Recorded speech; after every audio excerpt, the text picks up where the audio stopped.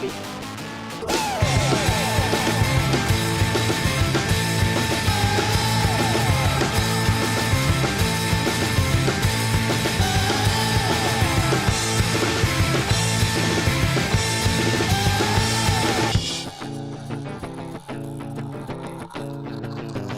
It's fine. I'm just mostly excited about smoking habit that I'm going to start. Yeah, tonight. man. Totally. Do you guys smoke? Yes. He does. Okay, then Easy. I got the I'm trying to get him off. And We're then she bros. vapes, and I'm like, look, guys, y'all I'm going to do it all. Come on. Actually, I'm going to start with a patch. Start with a There patch. you go, yeah. Work in reverse. Yeah. That's Okay. the way to do it. Dude, Brian Teasley, thank you for coming to hang with us on our little Yeah, podcast. definitely. Thank that you we for have having going. me. I'm glad I finally know where you guys live, so I can. Yeah. Well- Everybody who's ever been a guest on here knows exactly where I live now. Well, I've been a fan for so long, but I've also had a love-hate relationship with you guys, and I want to roll your yard, egg the house. Okay. So now I know where to go. Okay. All right. Well, if So- that happens, then we'll know who did it. But Well, we'll see him on camera, so. Oh, you that got is you got true. cameras Oh, out there? Yeah, we got security Oh, cameras. yeah. Okay. Well, I'll have to pay some guys to do it then. Okay. Fair enough. But dude, man, what does it feel like to have just right out of the gate To be on your show, To be on this our show. monumentous moment that Yes, yeah. actually it's funny because I feel bad because it was like searching in my email for another podcast thing. I think I, I was told telling you him this. that story, yeah. And and then an email came up from you guys like from a year ago or so, and I was It wasn't like, a year ago. It was just from June. oh, June or Yeah, yeah. whenever it was, and I was like, oh my god, I'm so sorry, I missed this somehow. So You're too Well, big. I figured you were on You're big tour. time. You're busy and stuff, and Yeah. I was like, I didn't think anything about it because I just like I've been asked like how I reach out to people, usually on social media, just like Right. rando messaging, like, "Hey, would you want to come talk with us?" You're like Heavy Ultra. What the hell What is the that? hell is that? So yeah, it's like I don't know about this band called Heavy Ultra playing at the club. Yeah. Where are they named after like a genre? So Because it's awesome. It's sick. Best name ever. yeah, so I'm glad I finally got to meet up with you guys. yeah, man, thanks for coming. And you have arguably the coolest venue in town. Yeah. Congratulations. What's that feel like to have such a You know, we'll get such you a a trophy. cool place, man? Saturn has just been such a, and we'll get into the history of everything and stuff, but just man, such a rad place. Like it's a cool place to hang out even when you're not going to see a band, just to come and hang out, you know, in the whole front cafe type area and stuff. Yeah, Play I mean- video games and stuff. So sick. I mean, I don't, cool and best and all that are sort of Oh, you're being modest. Come on. no. man. I mean, it's just there's different levels of what kind of experience you want. Also, just depending on just the capacity of a venue, or like is it going to be as intimate and cool as like a awesome house party? No. Is it going to be the same feeling you get at a big amphitheater show? But it's what I wanted to do. And it's kind of where my brain was when I started it. So, yeah, I like it. But the whole thing with the club has been, I don't really think about what other people are doing because it's hard enough to do what we do well. It's hard enough to compete against ourselves, much less like thinking what other people are doing. And Birmingham has this great sort of natural, I don't want to call it a hierarchy, but this kind of echelons of like, there's not a lot of people in each other's way, like you have like the Firehouse, some cool house party shows. You have the Nick, which is small and has a very distinct vibe and crazy history. You have you have like Zydeco. You have Iron City, which is like 1,300 cap maybe. Sure. Yeah. And then we're like at the 525, and then you have places to see really big shows. So I think it's not like anybody's in our way. It's not like if we were in Atlanta, there'd be 10 other places our size, and we'd all be bidding on shows against each other. So Yeah. it kind of works out nice here. It keeps everything really friendly. That's cool, yeah, and being in a city like Birmingham versus say a bigger city like Atlanta, I guess has its upside, just not having like the huge mega city feel, but still not feeling like super small either. Yeah. You know what I mean? I don't know what I'm trying to say, but it just seems like it's just a good fit the type of venue that you guys have. Right. Well, where I kind of drew the line, I was, I came up with punk rock and was kind of always, Dude, I was jamming out to Man or Astro Man today, dude. I'm so sorry. Have you ever? Has your music ever been compared to like surf rock in space? Am I the first one to coin that? Or that's probably the 100th person to say that. Definitely not the first, but I thank you for the pennies that I probably made off you listening to it. It's good music, man. No, thank you, awesome, thank dude. you, It's thank right you. up my alley. Like I love like surfy vibe type guitar. No, I genuinely appreciate it. But what I was going to say is, I think, getting back to the idea of like what we do and how we do it, it's just everybody kind of chooses what they do and kind of occupies their own space here. I got this compliment year one at Saturn when we started that was really annoying to me. And I know that sounds like a contradiction in terms, like, why would you be annoyed with a compliment? But people would come in, and I'm so thankful that people thought this, but they would come in and they would say, gosh, it feels like I'm in New York or San Francisco or somewhere. It doesn't feel like I'm in Birmingham. And I was like, that's bullshit. Why can't Birmingham have, something that you think is cool? Not that there hasn't been a million cool things here, but it was a really weird compliment to get because I was like, there's a lot of awesome stuff here. Why would just you to compare us to another? Yeah. Why city. would you think it has to be in some Chicago or somewhere to have this place? So, I appreciate the, what was behind that compliment, but it's also like Birmingham can be cool. Like, everybody fights really hard here to make it cool. And it's not really like, Birmingham's still at the size, even as much as it's progressed, that, you lose a missing piece of the infrastructure. I mean, if you lose a piece of the infrastructure and it goes missing, then it's not necessarily 100% that somebody's going to replace it. If the firehouse goes away, will somebody fill that void? Maybe. Or there may be a gap for a year and a half or something like that. So it's still a place where I think fighting the good fight, as corny as that sounds, like really matters, because I think some of the places, like some of the people that you guys have interviewed on the podcast, are as much a cultural imperative as they are a business. It's like I like having cool places to, when friends come out of town, to take people to. Definitely. Yeah, and shout out to some of the other podcasts that you were on that I was listening to. You kind of spoke to just the fact that, like, especially during COVID, there's a lot of businesses that were really struggling and stuff, and so you kind of have to pick and choose where you're going to spend your money and the places you're going to try and support.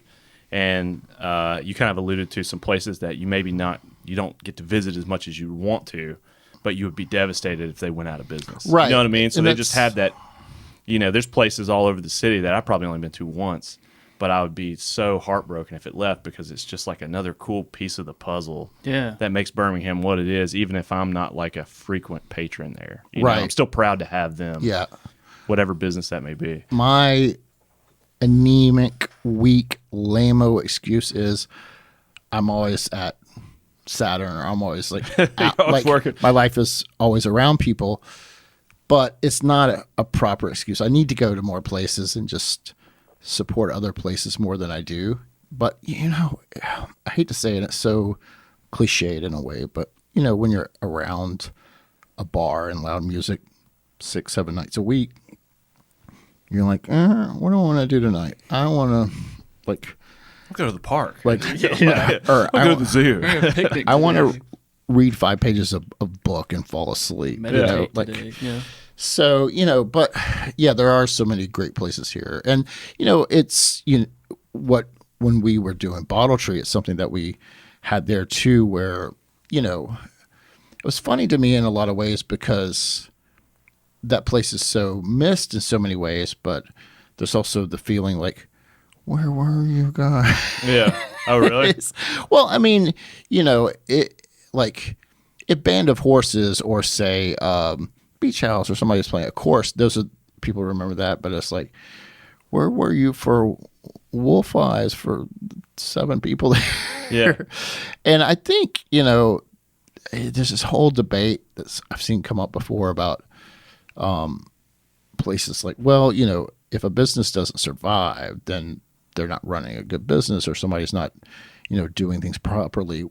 Well, that's kind of true, but you also kind of vote with, because of the system that we live in, you kind of vote with your money on what you want to keep around and hang around. You know, it's like, you know, I may be overthinking it a bit, but, you know, yeah, there's so many places I would be super sad if they went. Yeah. Oh, definitely. Totally know what you mean. Yeah. Going back to kind of the beginning of Saturn, we were looking at your Instagram, and it says you guys are celebrating 7 years. 7 years, man. Being around. Yeah. And I know there's been a lot of ups and downs, you know, obviously the pandemic, which we talked about extensively. And then you got, what's it's like this little global pandemic thing that kind of shut down everyone's lives for about maybe slept through that. doesn't ring a bell. Yeah. Not Lucky. doesn't register. Well, lucky for you. Yeah. You spared yourself 2 years of misery. But like you've had like car chases plow through your patio, and you've had fires in the upstairs. Okay, I didn't know about that. Yeah, man, just like all these major things. Ghost been haunted. Oh, you've been haunted? Yeah, Oh, ghost you didn't up tell there. me about that. Got there jamming out, man. There's a really kind of spooky video I have to show you later. Really? Yeah. Well, yeah. the spooky videos, man. I think you posted maybe on Saturn's social media or something. It was the video of the sprinkler system that kicked on during the fire. And I was just like so heartbroken looking at that, like looking at all the stuff that I can imagine got lost during that major flood. Well, when we had the fire, we'd had a dishwasher that we inherited that's part of the band department that had been recalled, and we didn't know what it sparked. And Just internally? Was Yeah. it running or was it just sitting there idle? Yep. Oh What? My God. And just there was an issue with the electrical system or Just something. spontaneously combusted. And I looked it up after that, and it's like it had been recalled like 6 years before this. And it was a nice dishwasher. It was like a Bosch dishwasher. I was like, Oh, this is sure. way, Yeah. It might kill you. But it's like way nicer than Gets the one the I have at dishes my done. house. And so I think if I'm getting it right, I think Daniel Ferris, one of our head sound guy, was maybe at Post Office Pies, and he says, "Hey, there's like smoke coming out of Saturn." And then immediately I got the fire alarm station from the fire What time company. of day did it happen? It was, you know, luckily when we've had a car run through the patio or a car chase through the patio, or when we've had this, it's been on Sunday. Both have been on Sunday nights when nobody was there. So Okay. thank goodness for that. You have 300 people in the venue. Oh, the building's on fire. But I learned something quickly. And, well, I went down there because I live half a block away, and I ran down there and I grabbed a fire extinguisher off the behind the coffee shop area. And I ran upstairs. And I'm like, God damn it! Like, this is like Titanic, Captain. I'm going to go down with this ship. I'm not. This is like my a life gosh. that I've built, and I have so many people that depend on me. I'm going to go up and see what's You're looking going at the flames. You're just psyching yourself up. Like, So Here we go. here we go. How do It's I all work? on me. How do Yeah. I work It's all this on damn me. thing? So I go up the stairs to get where the band department is, and then there's like a pool table about halfway through the room from where the door you can't come in at the top of the stairs. And I see this fire that's kind of engulfing the kitchen, and then I look back to where it came from, and then I realized I don't exactly know where it came from because the smoke. Oh, Was really? just It was that going- bad? Smoke was going that fast, and then the sprinklers went off. And so it's like rain, smoke, and I've got a fire extinguisher. And I was like, yeah, that whole Titanic thing is like, I don't think it's, you know, so I got out of there after that. Dude, that's ballsy of you to try that, though. Well, you also realize that, you know, as everybody says this is the smoke inhalation is Yeah. Oh, yeah. Because then I was starting to cough, and I was like, I don't know. Because you just get lost in there and, die of like Could just. have been really I bad. found in that moment I had a little more survival instinct than I thought. Yeah. You're supposed to like drop down low, right? Crawl under the smoke. Yeah. Stop, Did we drop, learn and that roll. in No. like elementary school or something? I didn't learn shit. That's if you- I was trying to put a fire in the middle of a fire I'm gonna without save any, my building. Yeah. Well, going back before the building almost burned down on you, how did all this get started? Well, obviously, I feel like I've got so many fond memories of Bottle Tree, Sure. and just that was such a rad place for as small as it was. It wasn't a huge venue, but you guys did something really unique there that was just so cool. And all the bands that I got to see there in college and stuff, it was just so awesome. And so I'm fangirling out on Bottle Tree and actually getting to sit down and talk to you right now. But man, it was just such a rad venue. So how did that lead into? I was heartbroken when it finally did close, but then I was excited and reinvigorated when I heard about this new venue that was going to be opening up in Avondale called Saturn and Satellite. Sure, sure. So how did that come about? Like the transition, The transition to the right new venue. Well, I'll go back and just rewind a hair more. Sure. Or how did Bottle Tree come about? Yeah, that's sure. what I was going to say. It's like I'd played in bands for a long time and toured a lot and lived in different cities. Was gone from Birmingham from about 15 years and never thought I'd come back. Astro the whole time, or playing with different bands? Yeah, different bands. Okay. And then like kind of in the late 90s, early 2000s, kind of what you would call a hired gun, just playing with different bands, going on tours and stuff. But which has its ups and downs, But It's gotta be fun, though. it's Kinda fun hopping depending around on who you're different working bands. with. Yeah, that makes sense. No, it was generally fun. I like numbing my brain by traveling every single day of my life. Yeah, man. But Marilee Chalice and I were both a couple at the time, and we were kind of just like, why isn't there a vegetarian restaurant? Why is there this and that, and like all these little niche things that were kind of things that we liked, and then and they're like, why don't we just do a place and maybe 30 people will come out to it or whatever. And so it was kind of like I got tired of complaining about what I thought was missing in Birmingham. And there's been so much cool stuff. The particular thing that I wanted to do wasn't here.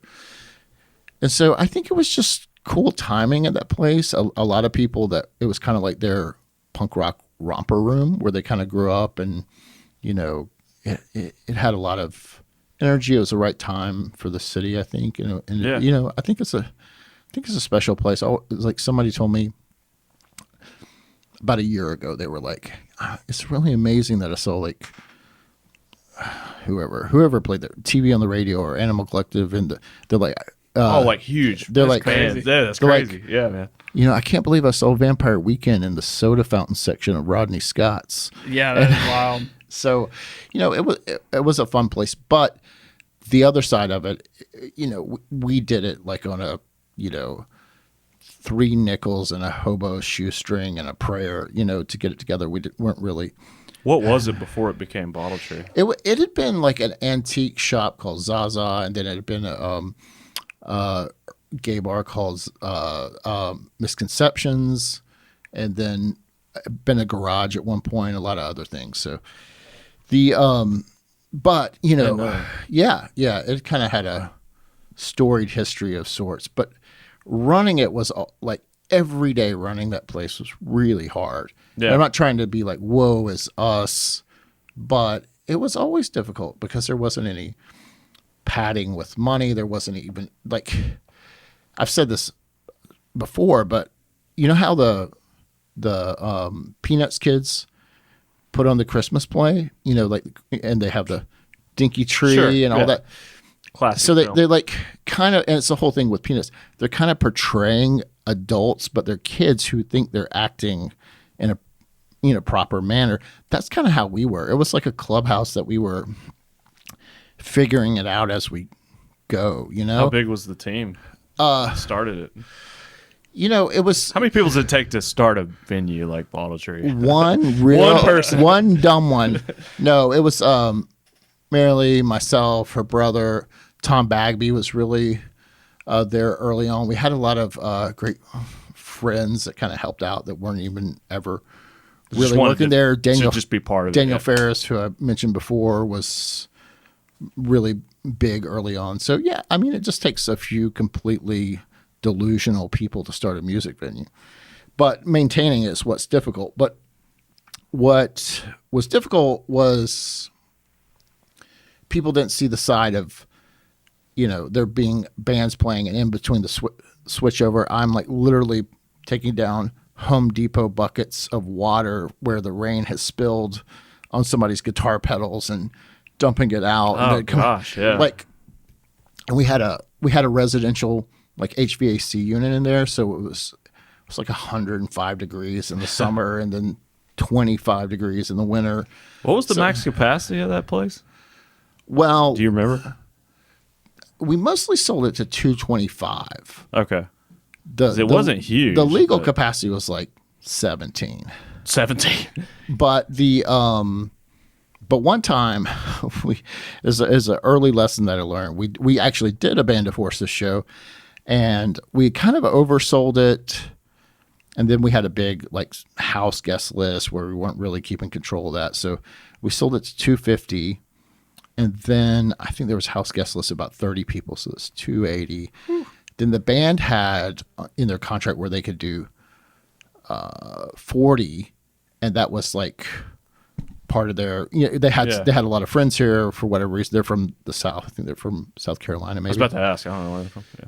And so there ended up being like 360 like in there. We had moved all the pictures. Pushing 400, dude. Dude, that's crazy. And Anybody that's been to Rodney Scott's, you see Right. this venue. It It's felt not big. like it was going to implode. It was so stressful. I could barely be in there, but mostly we sold it to 225. Yeah. But that was like packed. Yeah.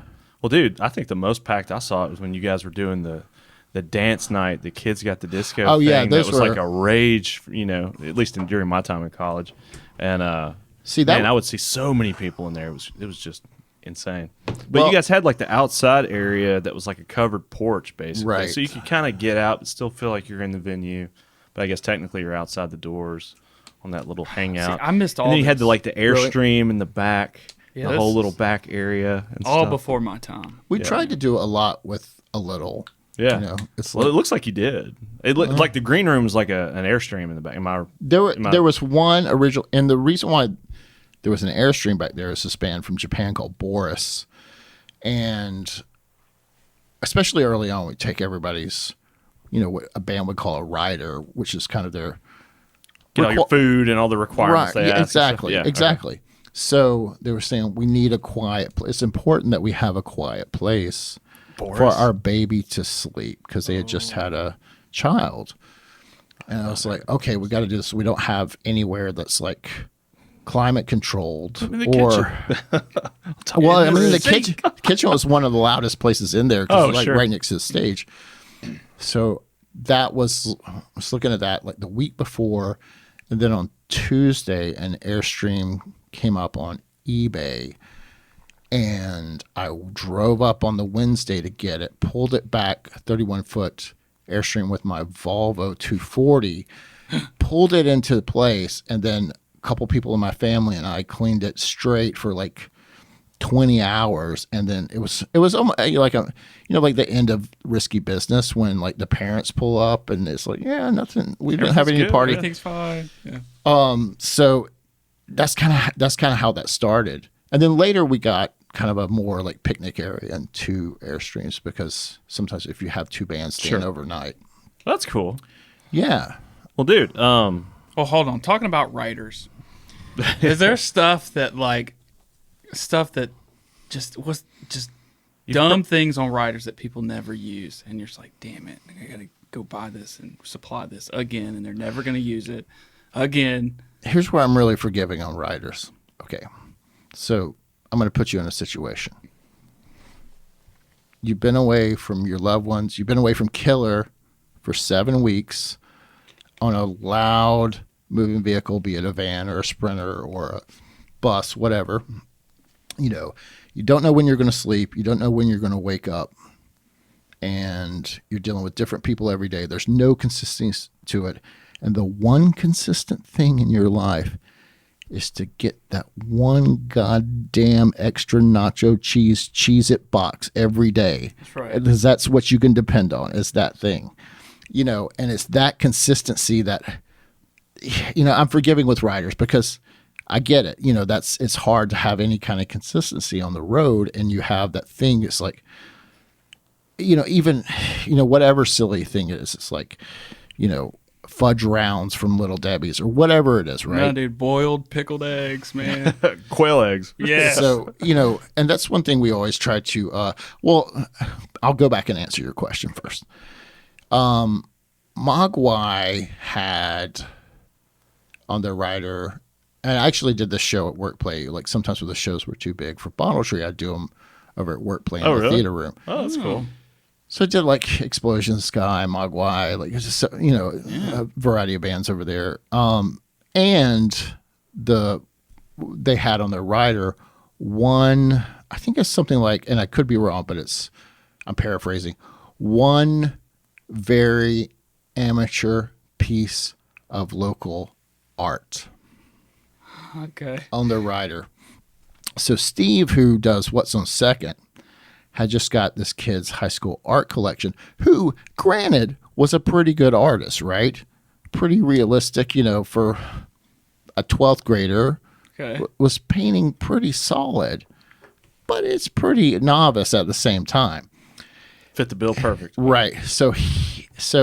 And he had done a lot of really muscular women that were like lifting weights.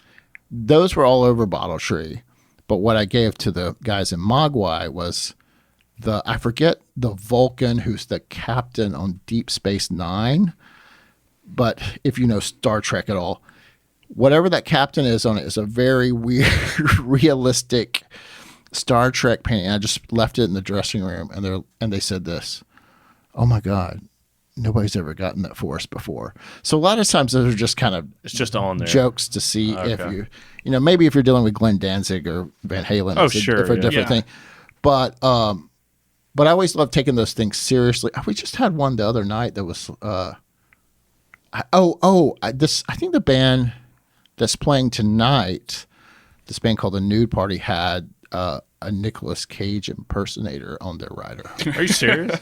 And Were y'all able to find that? I was really, really, really tempted to go get like a rattlesnake skin jacket and do the whole Nick Cage and There you go. Wild at Heart kind of thing and just be like, It's the best I can do, but man. then annoy them to the point where like they can't get rid of me. Yeah. So it's like, Oh, careful. you're in the cage now. Yeah. You're not getting Careful what you wish for, you know? Take that off. You know, like one of my favorite Nick Cage lines of all time is I was reading, I think it was in Vanity Fair, and he was talking about it like overacting. So people think I overact, but they don't understand Western kabuki. It was just like mic drop. You know, it's Dang. such a ridiculous thing to say, such a Nick Cage thing to say, right? Very on see brand. that? Yeah. I've never met Nick Cage, but I imagine he's a joy to be around. Hoot. Just a Yeah, you should. You guys should hang. I We're think gonna reach out. yeah. We send him that email. He probably glossed he'll over. he'd do this. Yeah, we need to re-up. He'll reach back out. when he starts He'd do some Western kabuki. drive to Birmingham, Sure he talk would. with us. Yep. So that's kind of, I got out of Bottle Tree before the end, probably a year. I don't know how long it was, like a year before, for various reasons, different aesthetics, and then, you know, so Bottle Tree had been for sale, and I live like so close to where Saturn is now. I was walking one day and I saw those two buildings that were for rent, and I was like, I don't really want to do another music venue, but damn, these would be really cool to have a space in. Yeah. And it's really kind of where the destination determined doing it. You know, I was with Jeff Nixon, who does Sidewalk Cinema, and a ton of amazing guy, one of the best guys in Birmingham. Probably the best guy in Birmingham, actually. The number one guy. Right. Wow. Okay. Big And time. probably put like him on my by radar. leaps and bounds, the best guy in Birmingham. Just all around. Yeah. In every category. Do you know Jeff? I do not. You should have him on your show. Okay. Jeff, I know he's listening. Yeah. Everybody he's- listens. Well, being that we're simulcasting worldwide. Oh, right yeah. now. Worldwide. Australia. Yeah. But so I was like, you know, because I wanted to do a space that was a little bigger. And I kind of grew up on shows that I felt were like, I guess what I would say is affecting a small amount of people in a large way versus a large amount of people in a nominal way. You know, there's a lot of different ways that can work, but the best shows I've ever been to were really small shows, you know, where like these life-changing things where, you know, there's 15 people out. So I wanted to draw this connotation, this line between what is a show and what is a concert. And to me, a show, you could still go, smack the guitar player in the face. Yeah. Or the guitar player could spit on you. If there's not a barricade, there's not 20 people with yellow shirts that say security. There's not like this us and them kind of thing. And to me, Saturn was about the size that I felt like those were still shows and not concerts. But we could put some real production in there and some nice lighting, some nice, PA, some, do really well with acoustics in the room. So that was kind of the line where I really wanted to be at, is right there around 500 people or so. And you said both spaces, because it's 2 buildings. Yeah.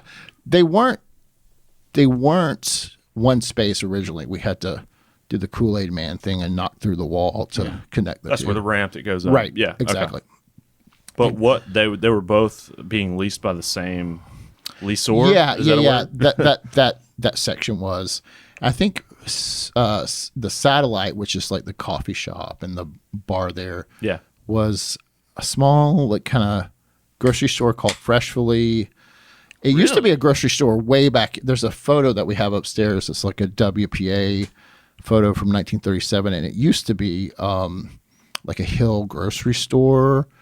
And then next door used to be a small theater space. It used to be 2 stories, but it burnt down in the late 30s, early 40s or something. Huh. It's a really great book called, I think maybe it's just simply titled as The History of Avondale. And I ordered it off Amazon. It's really expensive. It's like $120 or something, but it's got all these like super crazy rare vintage photos of Avondale. Well, you see those series. There's like series of different neighborhoods. Yeah, Birmingham. this is like that times 100. So it's like and really like in like a hardbound volume of. Oh, dude, I bet with that's like so people rad. writing about it and stuff too. But the woman who published, and I hate I forgot her name, lives. She's listening right now too. lives in Avondale or somewhere close, maybe Forest Park it was. And she lives in Canada. She read the book from Canada and delivered it to the house.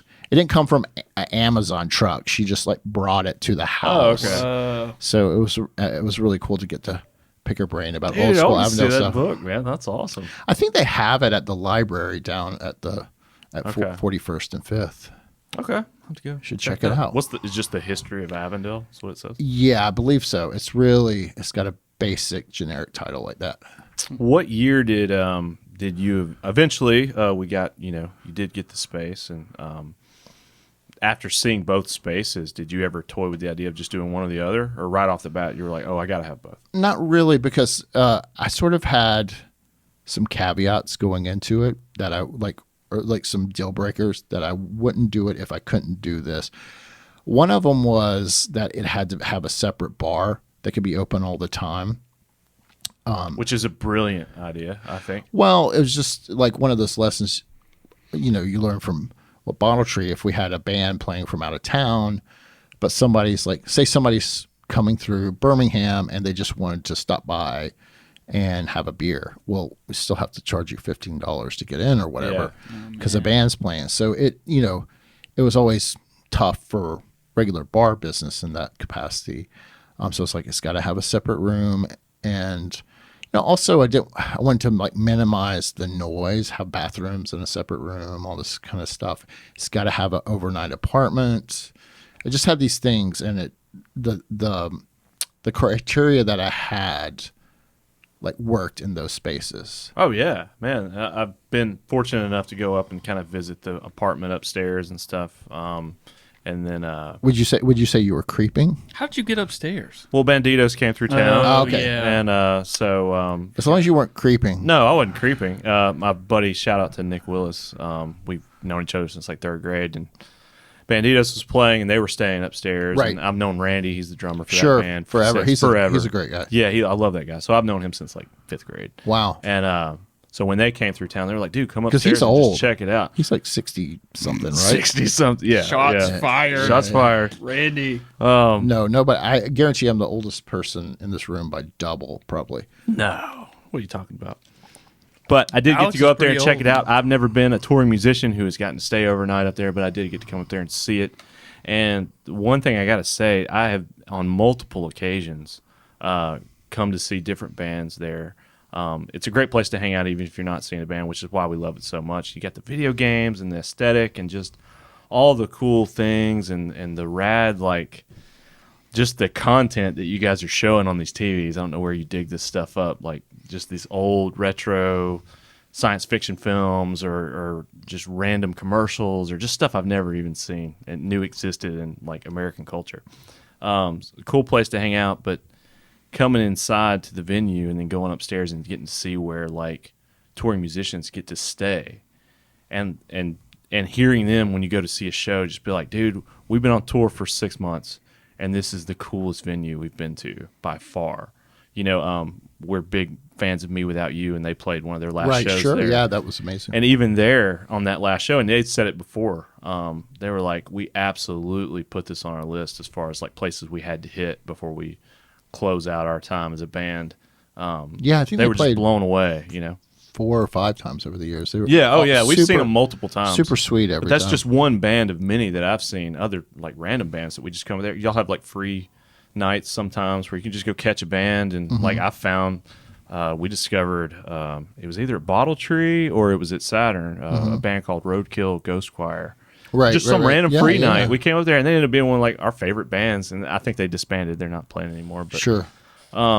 just so many cool memories, and it's just so cool to hear like, and I'm telling you, like multiple times, just random bands just getting up on stage when they go, like especially like the main act, and just being like, this is such a cool place. Like, you guys don't realize how badass this venue is. Like, we play venues every night, and getting to stay here, you can tell that they're taken care of, you know, and having the space upstairs and having the little, I don't know what it looks like now. It's been a while, but like the little sleeping cots that you guys had, and with their own Sure. little TVs Yeah. and the pool table and just the kitchenette, you know, and you can really feel like in, you know, a clean shower and stuff, just a place to kind of unwind. Here's the thing.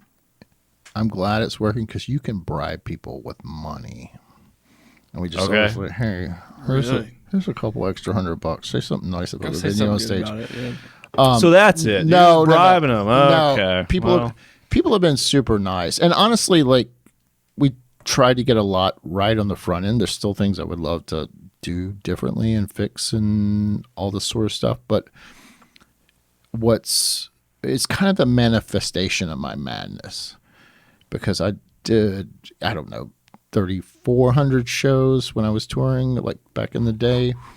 And I would lived on the road, and man. there was like, yeah, there was one day in 1996 that I was either in the studio, and I'm not bragging, it was not a good thing.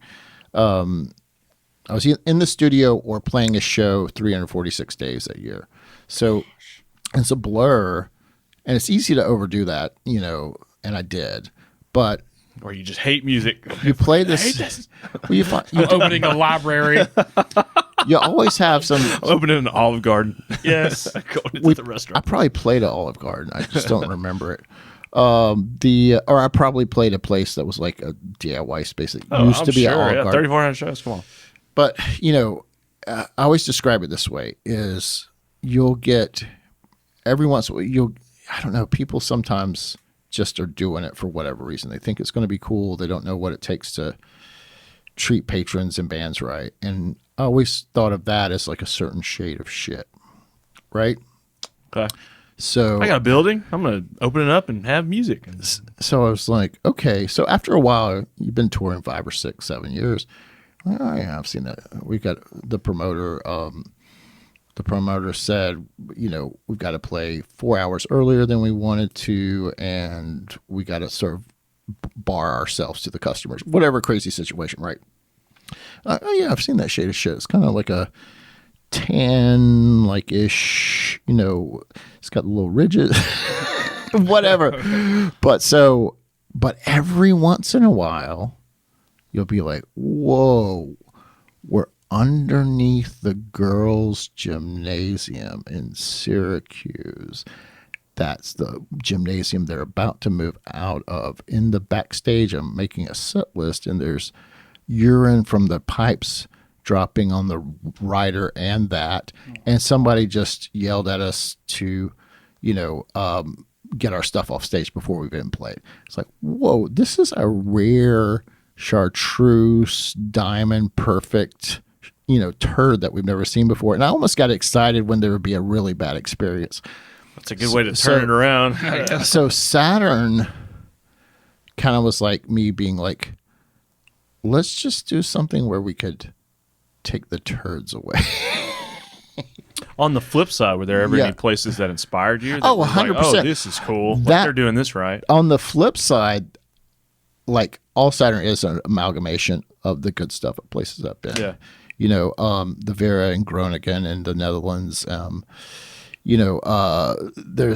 the Lounge Acts, which is a really amazing place in Chicago that we played a ton of times. The old emos in Austin. Like, there's so many like places, and it could just be that the people are really nice or great to deal with, or that they had a smart way the stage was designed. All those little things. I've been so thankful to stand on the shoulders of those other clubs that have kind of, I've gotten to pick and pull apart of. Yeah, all the great bits of everybody else all melted. Well, I'm sure Bottle Tree was a huge learning experience too. Was that the first venue that immensely. you had started? Yeah, You didn't know any other venues before I that? promoted shows like in Auburn when I was in college there, and then I was running sound here, like at the old punk shows at Tuxedo Junction, and stuff like that. But yeah, it was the first venue that I actually had run. Okay. Wow. Yeah. I'm sure there were some lessons learned there. Like, okay, well, if I ever started, did you know, like after post Bottle Tree, I guess you took some time. Did you ever think that you would own another venue again, or did you ever have it in the back of your head? That's what, like, it was kind of like, oh, I never want to do this again. And had my time. And then the spaces were like, come put. It's a really good space. Come put bands inside me. Yeah. How long did Bottle Tree last? 9 years total. 9 years. Yeah. Wow. Okay. It's a good run for a little small, like, and it started right in the, like, thick of the 2007 recession. We started in 2006. So it was like, and there was nothing in Avondale of another kind of bar entertainment type thing. Sure. And we did that because we thought, oh, we're going to get, there was, actually with that club, the Lounge Acts and some other clubs across the country, there have been all these weird noise ordinances because of neighbors complaining. And we're like, let's pick somewhere where we're not going to get shut down. Yeah. Sure. Okay. And that's a good idea. It was actually the best before we actually had all the licenses and we're doing everything completely illegally. Wow. Because we had this setup where we had already got all the bar refrigeration, right? So we'd have a band play, and then you would bring in your own beer, like your own 12-pack, put your name on it, hand it to one of our bartenders, and just on the friendly trust system, you would say, hey, I'm Alex M. I'm going to, like, can I have one of my beers? And then our bartender would serve you your beer, and then you give the bartender a few dollar tip. So it's like this. It was cool. The perfect loophole. Yeah. It was really great, but it was completely illegal. Everything we did for about a year. Wow. Now, when Bottle Tree, it was also a restaurant like during the day, right? Now, was that from the start, or did y'all just start? Yeah, that was from the start. From the start, you're like, we're going to do food during the day, shows at night. That was legal though, right? Yeah. Oh, yeah. Okay. That happened later down the road, and we were just doing shows like 5 days a month. Then it wasn't like we were open all the time. Okay, kind of a Cave 9 vibe or something. Yeah. Right. And but I had nothing to do with that. That was like Marilee and Brad, her brother. The restaurant side. Yeah, exactly. Okay. Exactly. I mean, I ate the food plenty and really enjoyed it, but I didn't really have much to do with. It's just not my world. Sure. Yeah. Okay. Well, fast forward to you're walking down the street. You see the space. It looks good.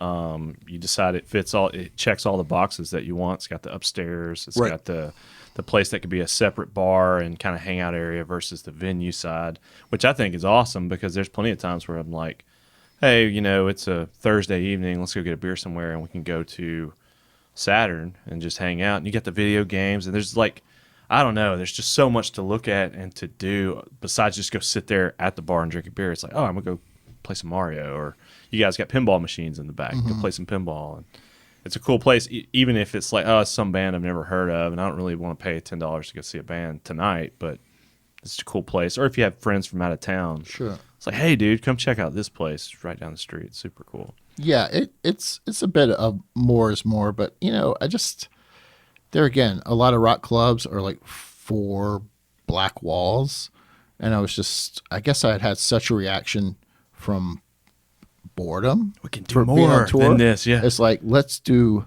too much of everything, but I'm fascinated by like the thing I geek out the most in the world is like music venue design. The way, from like going back to like music halls in Britain to like the pleasure gardens to vaudeville to like juke joints to like people playing on steamboats to like all like I'm so fascinated in the kind of evolution of back to Greek and Roman theater. Like I'm so interested in the evolution of like how did we get like at Saturn or the Nick or Iron City, how do we get here? How do we get to this point? Like, why are we putting people in this room like this and it's on a stage and it's like, there's speaker like that all, and it seems very, very like obvious now, Yeah. but there's a whole huge development of the history of. But you guys do so much more than just music too. We had Nick Campbell and Chase. I think Nick is a big part of Saturn. Yeah, he's the box office manager. But they do this, yeah. the TVs of Terror, which is just like kind of a B-movie horror night thing. And then you guys did a run with the vintage video game night, which I hear was a lot of work to put on. Yeah, and we had done that at Bottle Tree, so that was like. That was okay. We had done that for like 13 years or something. So wow, I it didn't know was that. just time to move on. Yeah. Sounds like a lot. But it's cool. There's like Yeah. other things you guys have, like the vintage markets every now and then in there. Yeah. And just like you guys really use the space to its full potential besides just having quote unquote, shows and bands. And you do comedy nights and just all kinds of things, man. It's really cool. Well, you can do like rock bands to the point that you just get bored with it. Yeah. And like doing that kind of stuff that really throws it off is what keeps it interesting. And like if I have any skill in the world, if I have any talent in the world, it's been Interior design. No, it's been not at all. It's been, or maybe it's just luck. I've been lucky enough to always be able to put really amazing people around me. And I'm not just saying that to be like, oh, I'm giving the employees a pat on the back or the people that do stuff with us. Like, He is. I don't know, maybe it's sympathy. Maybe people feel sorry for me, but we always have like really great people that will bring some to, like Nick and Chase just started that out of the blue, and like Jackie Lowe who does Substrate Bingo, or Michael Green who was part of the coffee I shop. forgot. Yeah, y'all got the studio in there now too. Yeah, that's and cool. like there's been so many people that have put on cool events or great local bands, or the people that work with us at Saturn is like really fortunate for the people that are there now, especially, but also that have been there over the years. So I've been fortunate to use their brilliance and then take credit for it. There you go.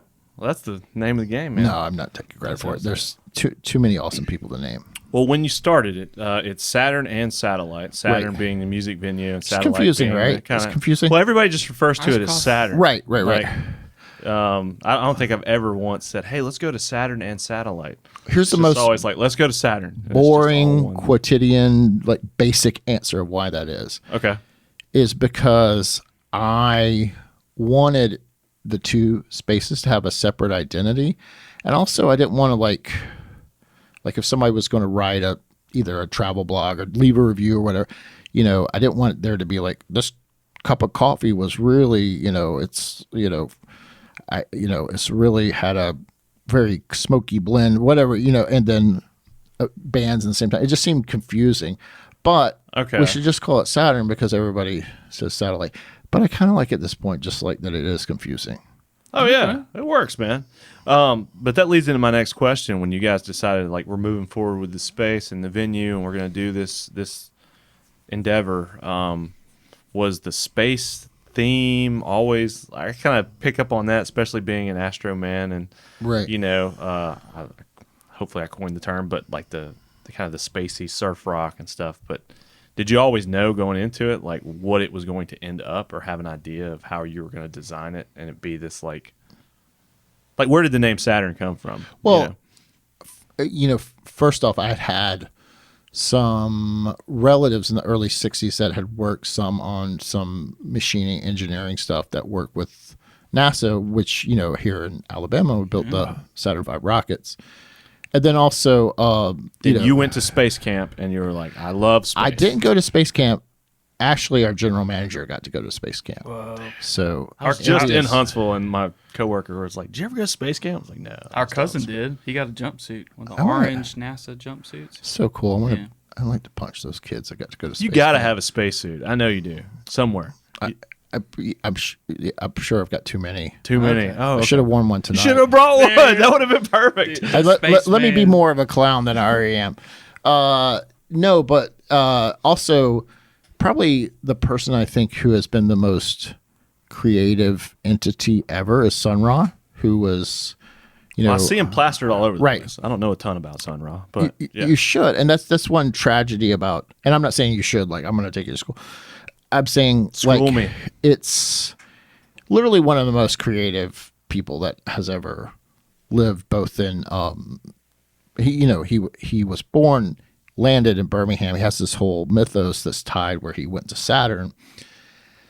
And he was born really near where the old terminal station was just maybe like a mile from where Saturn is. So Saturn had this connection that was both, to my family and to a musical hero of mine, also a big inspiration. So it just worked out on both levels that it felt like it meant something on, Okay. multiple forms. And to that note, you guys have like an Alabama Wall of Fame over there on kind of the hall, Well- the little ramp that goes up into Saturn. And I just think that's so cool. The Musical Hall of Fame, I guess. The Alabama Music Hall of Fame, not the real Alabama Music Hall of Fame, which is what we have. The real. That's right. There was just like crazy old amazing blues guys and like all this missing. I think the one, if you go to their website, it's maybe like 90 people total in it, and this like vast array of amazing history of Birmingham and Alabama music. And I was like, you know what? I'm going to make the requirement of the real Alabama Music Hall of Fame is that I want them to be there. It was like the one kind of thing of, because so many people that may not have sold a ton of records or done whatever, but were meaningful either to me or to other people, or had some sort of impact or did something really interesting, and they deserve to be recognized. And the thing we've been trying to do for a long time is work with some museum tablet technology where you can click on the person and hear songs or get a description of what they did, because a lot of people don't know a lot of the people in there. Yeah. So yeah, it was just, and it started with Chris Hendricks from GMP.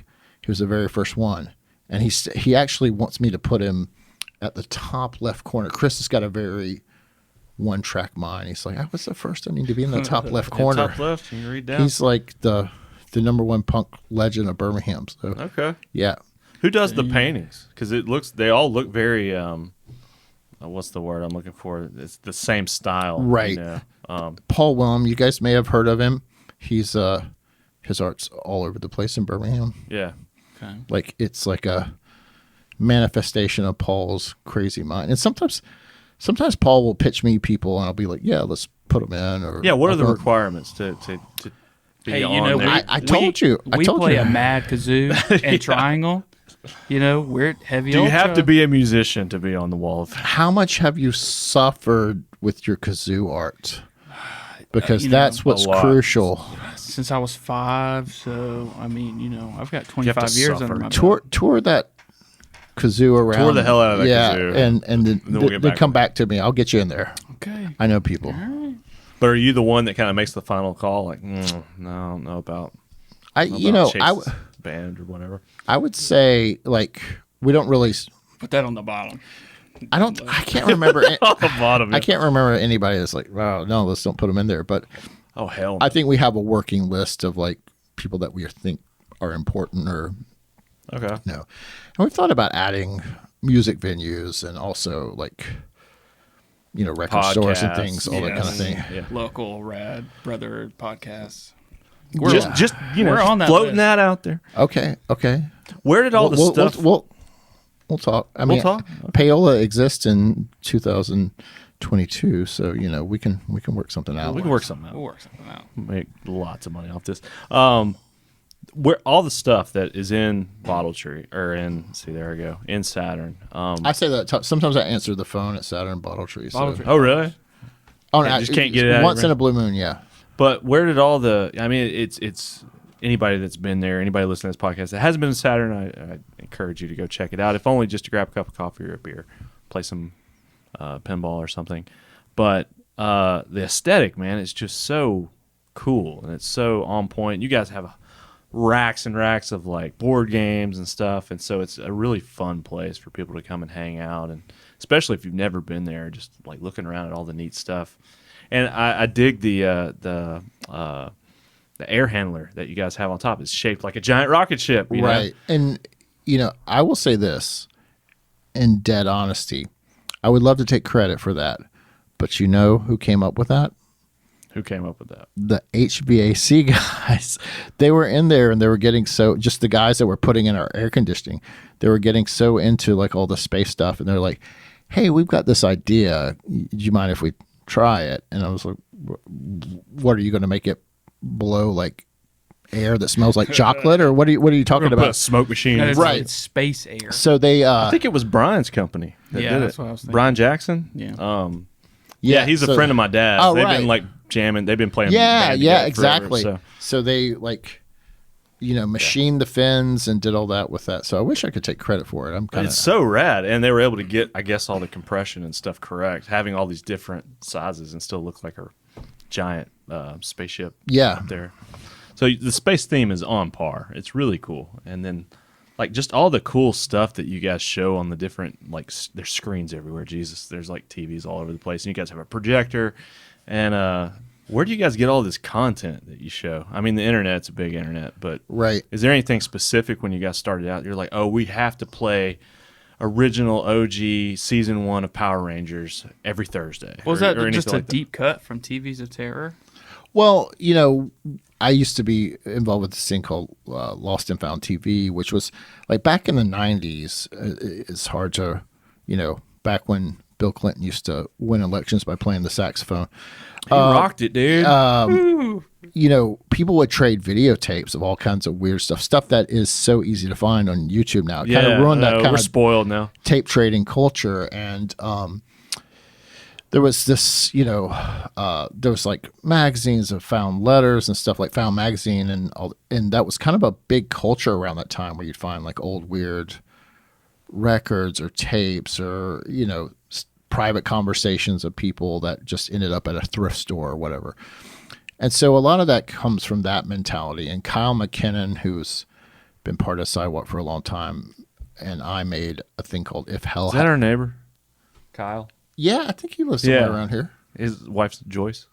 Yeah. Okay. Yeah. Shout out Kyle. Yeah, man. I love that guy. Small world. We did And Domestique lives across the street, too. Right. Yeah. We should get everybody waved here. at him The today. brothers Pocus. Yeah. We should get everybody here.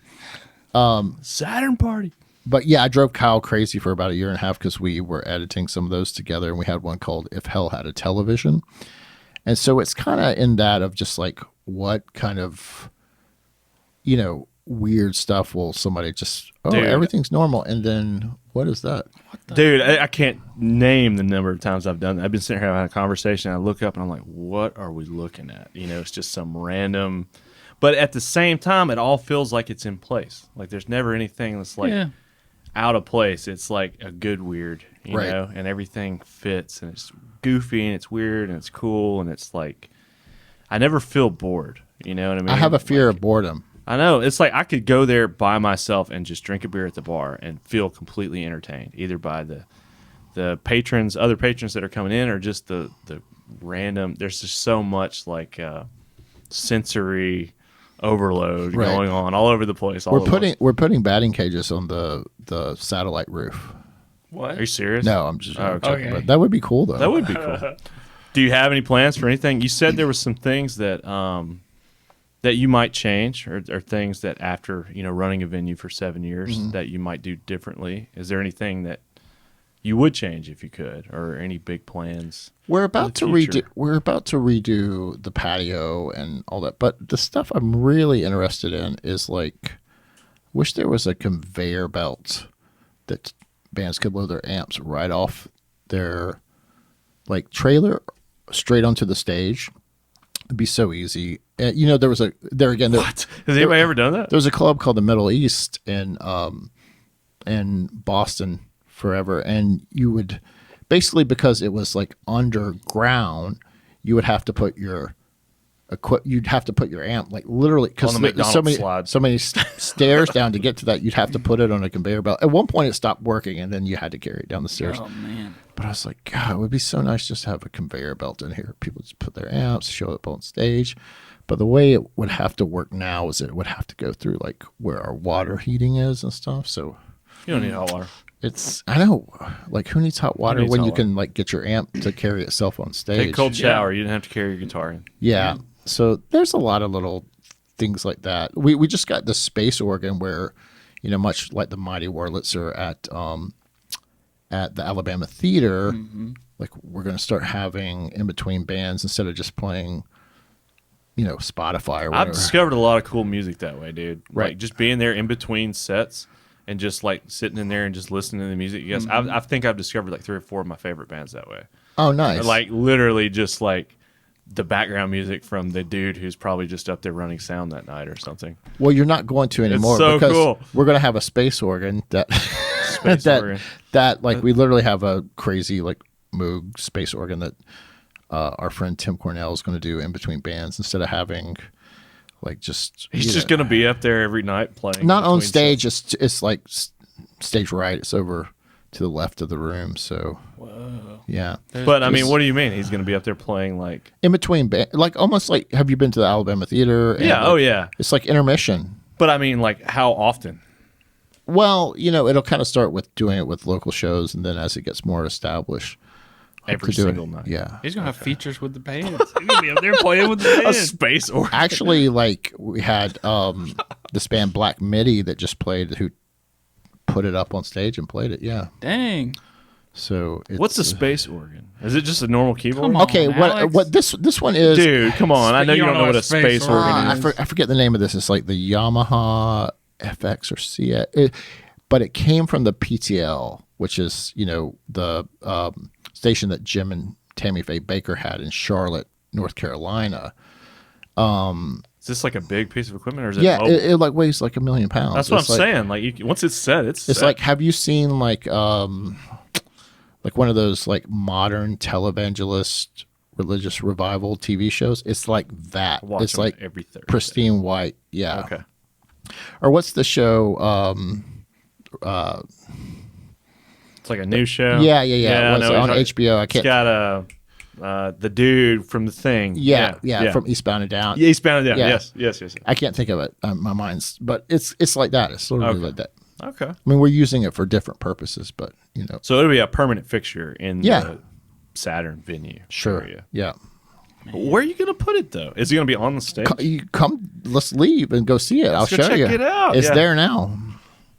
So there it's now. it's up on the stage. Though. No, it's not on the stage. It's down. It's like on a riser down to the left of the stage. Because to the left, I know there's an exit there. Right. That It's takes you out. kind of up in front of the exit by that elevated area. Okay. Any learning experiences though that you was like, maybe putting the bar here would have worked better over here, or maybe having the pinball machines back here would work better here, or just any little things that you would change if you could.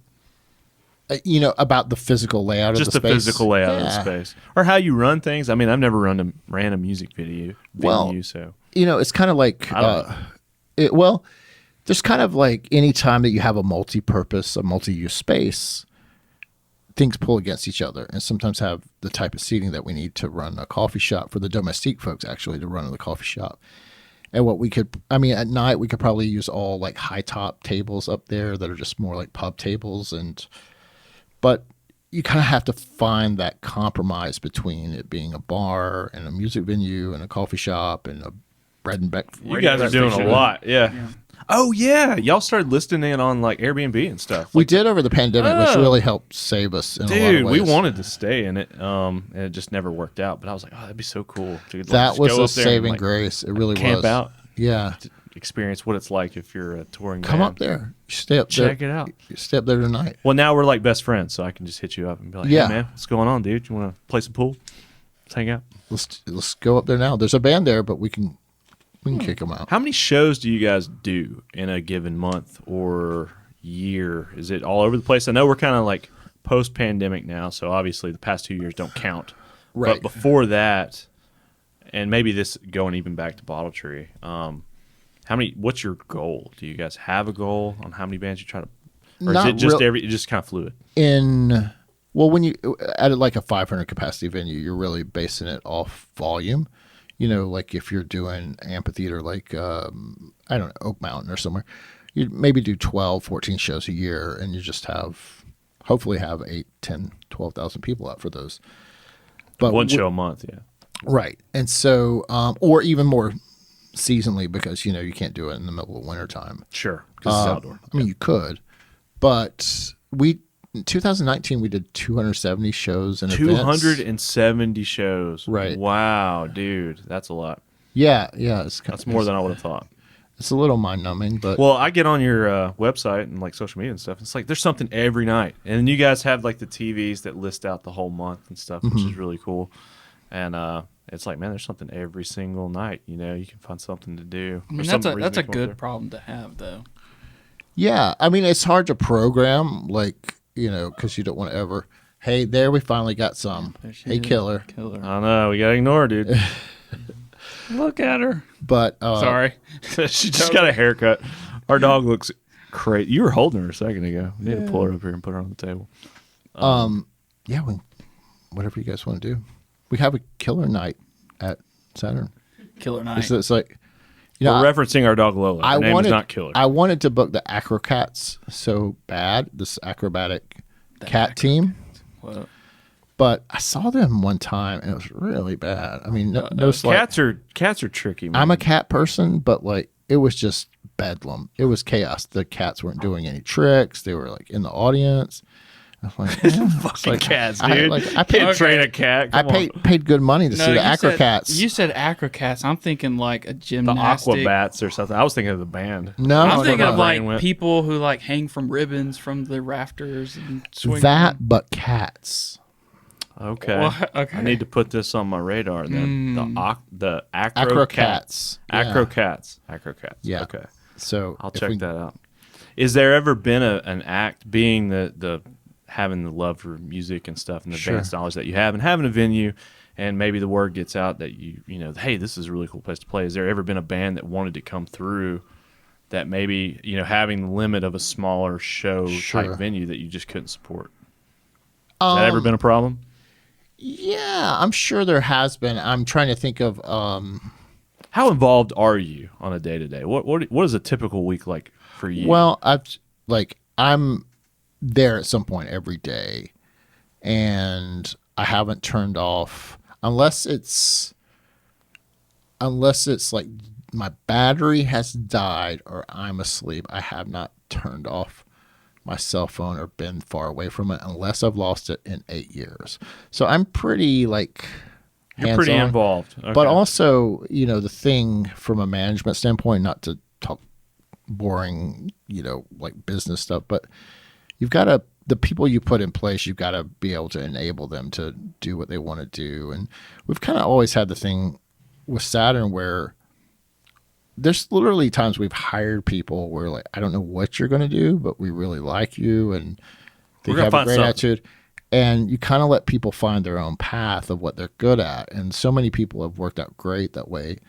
So I try not to micromanage. Sure. I'll do crazy like redneck Willy Wonka stuff that nobody will understand why it happened. We're gonna have a chocolate fountain before you go into the bathroom. But some of the things some of my stupid redneck Willy Wonka stuff, it's the stuff that 6 months later, they're like, oh, okay, it makes sense. Like, I was like, don't trust me, but kind of trust me. I mean, like the Airstreams and Bottle Tree were that way. People thought it was crazy that But it what works. they're- Yeah. So, yeah, but but you know, I try not to micromanage people. I try to learn to delegate. I did that early on, and it was just annoying. Sure. I mean, nobody wants to be micromanaged. As long as you find the right person that can, like, self-motivate, get their job done, look for ways they can help. And stuff. Right. I'd It's rather like somebody finding the right team. No. How big is your team? It's like we're really kind of tight for what we have been at times. I mean, obviously I'm not counting the coffee shop employees, but it goes from 25 to 35, something like that. And that's like full-time and part-time people. Is the coffee shop, and maybe we talked about this when Nathan and his brother came on, Nathan and Michael Pocus of Domestique. They're kind of like a separate entity within. Yeah, we just rent out the coffee shop Okay, space to okay. them. And they've been great. Originally we ran the coffee shop, and it was a Stumptown coffee shop, and then which was out of Portland. But I am not good at that. Coffee is not my passion, and I love the idea of having a coffee shop, but also like it was taking away from doing the things that maybe I'm okay at, like Yeah, sure. You booking got to find stuff. your lane. You know what I mean? Yeah, and so it was great to have the Domestique folks there because they had a great local brand and had a vision for what they wanted to do, and it just kind of fit in nicely, and it was kind of pretty seamless. Well, I would imagine that you guys have partners, and there's probably a big infrastructure of like getting national acts and stuff to come through town. My friend, Before we wrap Yeah. up, can you speak to that to some Yeah. degree? Like, what is it like getting bands to? I mean, what is that world like? Just getting people to, hey, we have this venue in Birmingham. It's really cool, and it fits this many people, and we think your band would be perfect for this. Obviously, Sure. if you're a little bit bigger, there's other venues you can go to in town, but right. how does that work as far as getting bands in? Well, I've been lucky because I've been connected to a few different companies. The Bowery Presents out of New York originally, and then they got bought by a really large company, like second biggest, like basically the competitor of Live Nation, which is AEG. That didn't last. Like we parted ways, myself and that company, for basically because like it's hard for a company that size to understand doing a tiny venue in Birmingham. And I hadn't really quite, signed up for that being the thing we were going to do. And, but Patrick Hill, who's this amazing guy out of Atlanta who used to book a really small venue there called the Earl, through all the different incarnations that we've been with, has done our national booking, because that's the one thing I don't miss at all, because I did majority of booking Oh, I can shows. imagine that's a headache, dude. Just trying to like schedule. Agents That's its are own tough. job right there. It's just getting band. Oh, this band canceled. Okay, well we got to get somebody to fill this out. It's or mainly whatever. dealing with booking agents that's really difficult. I mean, if you've had anybody else from the music world. I haven't here- interviewed any booking agents, but I can imagine. Well, they're I mean, all pieces. people that deal with booking agents, and they kind of have the most power right now. Really? Yeah, it's kind of that. A lot of people, don't see the reverse engineering of like, oh, this show's expensive, or this is this or way. why or the that. ticket costs as much as it does. Usually that all gets dictated by the band's booking agent. There's a negotiation process, right? But like, it's kind of like we cannot charge $70 for a ticket. No Right. one will come. right. Well, it's almost the opposite.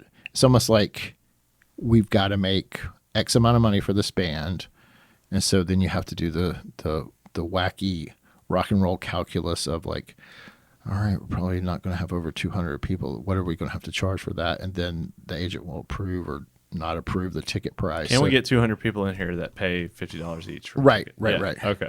And I think that's a real, not to speak on a wider level, but I think where we're headed with the music industry, as far as the live concert music industry, which is delicate in the sense that because of streaming and all these other kind of things that have kind of demonetized, putting out records and making money from actual selling physical records.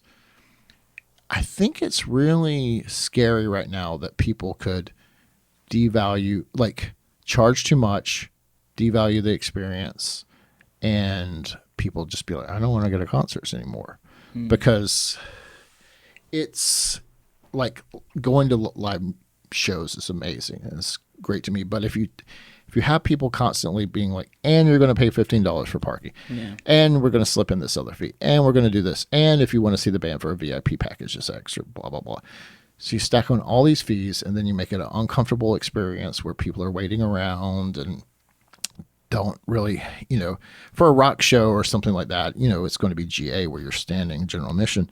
But, you've got to make that experience special and comfortable and affordable. Yeah. And there's been such a money grab and it starts with the agents there. Again, sorry, I'm sounding like kind of acidic. No, this is good, yeah. But it starts with the agents, asking sometimes unrealistic amount for a band. And then so it becomes this arms race for about who can get money from where, what revenue stream. If is that a merch cut? Is that the band doing a VIP package and then the venue charges the labor for the VIP? Like there's all these things that if everybody was just straight up and realistic, that it wouldn't happen. And like when Man or Astroman was touring in the 90s, like we would have guarantees for what we were making at a certain venue or something, right?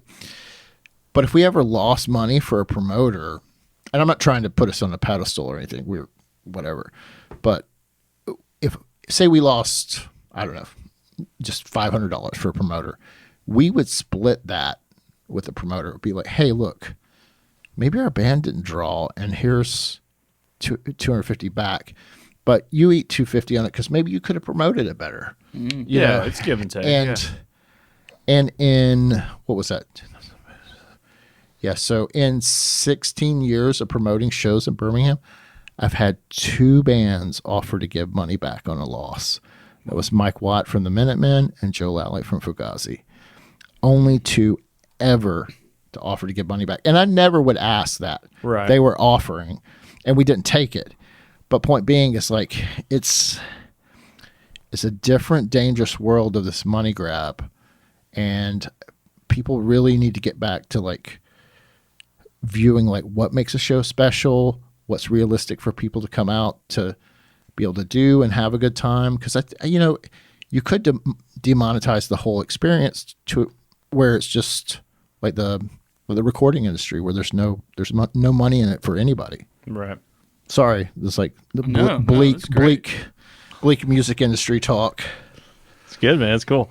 But I think that's one of the appeals. You say like in a world where we're gonna have VR headsets in 5 years, where nobody's gonna live there. You can get food delivered. There's no reason to leave your house anymore. If they look cool, that's the problem with VR though, right? Yeah. Is that people look like idiots wearing it. Oh, sure. Like if you could make we're gonna get in a VR, and I'm sure they're about talk now. I'm sure they're about to like have something that's like, can you just make a pair of Ray-Bans or something? Oh, they're working it's on it. It's like because like if I'm doing this all day and like, hey man, what's up? Yeah. Like it looks. I mean, that's pretty. Like right. Like. But my point being, there's something to be said for the live experience and getting to see your band live and getting to be in the same room with these people versus just listening to it on Spotify or watching them on YouTube. And for the live experience, I find that going to a venue of your size is much more fun than going to like some massive like Oak Mountain venue that's like 1,000, thousands of people. Like I would much rather see like a smaller band in a more intimate setting that you guys have. And like you guys, I've seen Saturn packed out. I mean, that last show we went to with Me Without You, I mean, it was wall to wall. It was awesome. But at the same time, I never felt like it was too big. Right. You know what I mean? Like it's... Yeah. And I just think that's like right where I want to be, because there's so many people that are like, oh, I'd love to go see Metallica, but they're playing at the BJCC, and it's going to be a nightmare, and parking is going to be $50, and then I'm going to be, standing in line for an hour just to even get in the building. And then when I'm in the building, it's like, oh, I watched the monster truck rally in here. Like it's like some big, giant, massive auditorium. Right. And it's just like, that's not how I want to experience music. Like, I don't know. Maybe that's where my heart is. And it's also where I think is an area that I'm okay at doing. Like I'm okay on putting on shows and making the experience shows, not concerts. Concerts. I know yes. it's silly, but it's also There's a razor real. edge line. Right It there, is. man. I mean, I don't mind, but that said, like there have been times where I've been at a festival, I was in a band that played this V festival in England in 2005, and then a few bands, like 4 or 5 bands later, Oasis played on the stage, and I'm not like, oh, Oasis is the best band in the world, but like hearing like 105,000 people sing like "You and I Can Live Forever," like it's like pretty emotionally tugging, as corny as that sounds. So I think it's, at all levels there's an interesting experience that you find true. what you have, because there's that crazy tribal thing when you get a massive amount of people together. Did you see that viral video that it happened at some festival where they were all like, they were just waiting for the band to start, Right. and they started playing Bohemian Rhapsody, and they all started singing, and then it just caught on like wildfire. Like everybody's like, "Oh, we're all singing," and then by the end of the song, like they're just raging out. Wow. And there's no band on stage. This is just music playing, Right. just to keep them entertained. It's like an outdoor thing.